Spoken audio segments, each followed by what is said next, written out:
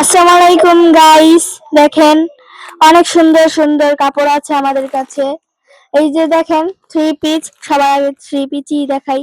এই যে three piece অনেক সুন্দর সুন্দর কালেকশন আছে।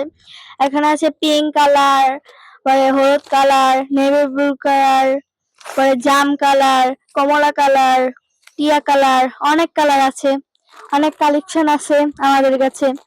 এই যে গজ কাপড়গুলো, আর এই যে আমার আব্বু আম্মু থ্রি পিস গজ কাপড় গজ কাপড় থ্রি পিস বাজাই লাইছি। এখন গজ কাপড় গুলা ভাজামো।